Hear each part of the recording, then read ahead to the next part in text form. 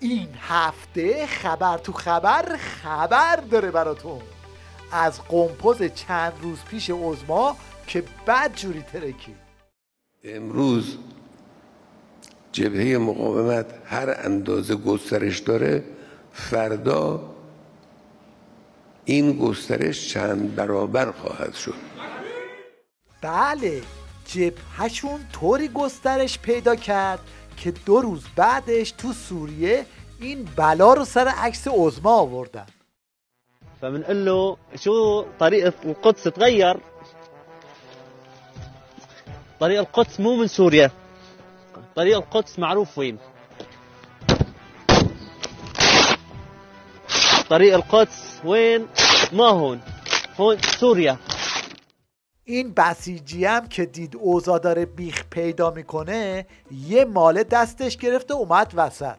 آقا تو رو خدا این کارو نکنید بابا جون، اینجا نیروها کاملا مستعد، آماده، توانمند، اصلا اجازه نمیدن اونا نزدیک شهر حلب بشن. شهر حلب ناموس جبهه مقاومت. این هم از حلب و عکسای رئیسی و خامنه ای. شنو مسئله صور اعداء الله خنازیر؟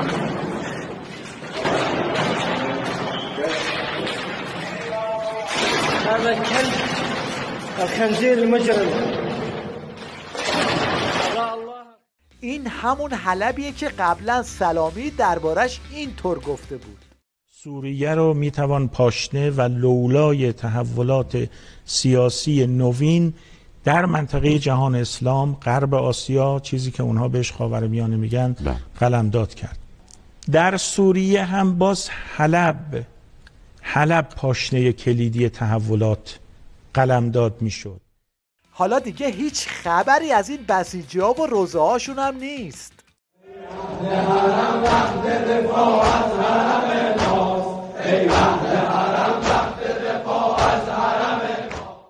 توی این وضع و اوضاع کارشناسای رژیم هم به چنین اعترافاتی رو آوردن.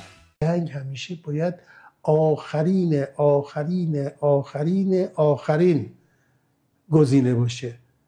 نمیشه که تا یه مشکلی پیش میاد ما ممکنه من بیام بگم آقا من آماده شهادتم. خب آماده شهادتی، برو غزه تو اون تونلا بجنگ و شهید شو. اما من نمیتونم 85 میلیون 90 میلیون جمعیت ایران که به هر حال بخش عظیمشون متفاوت از ما فکر میکنن، نمیخوان جنگ کنن، میخوان عقب افتادگی های توسعه کشور رو برطرف بشه. این یکی هم شرشور ریزشی ها رو اینطوری ترجمه میکنه: مردم ما متاسفانه حس جنگ رو دارن از دست میدن. یعنی فکر میکنن که جنگ که برای ما نیست، یا سایه جنگه، یا مثلا فرض بفرمایید که خلاصه تله جنگه. آخه به طرف میگن که بابات مرد، گفت نه یه خبری شما به من نگین، در صورتی که خبر همینه، به بابات مرد. همه اینها به خاطر ترس از کله پا شدنه که این بوفالوی ولایت هم مجبور اون رو به زبون بیاره. ما مرد مقاومتیم، اگر ما مقاومت نکنیم اونها ما رو براندازی میکنن. تو چنین وضعیتی تکلیف اوضاع هم روشنه. وحشتناک بود، چقدر وحشتناک بود. عظما دنبال اینه که بسیجیای وارفته احساس قدرت کنن. حالا چطوری؟ با بازی رایانه‌ای. من پیشنهاد میکنم که خود واحدهای نظامی اصفهان هم تو این قضیه فعال بشن. به چه وسیله؟ به شکل بازی‌های رایانه‌ای.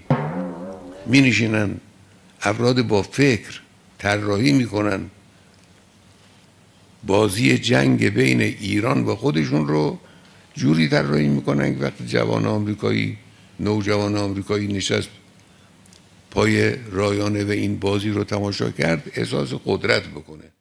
این هم جواب یه بسیجی هراسون به عظما و پیشنهاد رایانه‌ایش. اولا دوستان فکر میکنم مثلا کار نظامی کردن با اسرائیل پلی استیشن بازی کردنه. شما قدرت اسرائیل قدرت نظامی غربه، اصلا شوخی بر ما. سال گذشته یکی از دوستان حزب الله به ما میگفت شما ایرانی اصلا در نادانی به سر میبرید، در مورد قدرت اسرائیل شوخی میکنید و دارید میبینید چجوری داره، یعنی نیروی حزب الله رو ترور میکنه. قبل از اینی که خود اینا بدونن چه خبر اعلام میکنه که ترور موفقیت آمیز بود یا نه. ماجرای پیجر، ماجرای بقیه اوصافی که داره، F-35 خب یه چیزیه توی دنیای امروز. F-35 این یکی هم کفگیرش به ته دیگ خورده، زده تو خط این خالی بندی ها. کسی که تو بسیج میاد یا جلسات بسیج هولی میگه چجور جونمو بیشتر فدا بکنم. همین اردوی جهادی بیش از 40 تا شهید حداقل بچه‌ها دادن. این بچه‌ها جهادی رفتن شهید شدن. کجا؟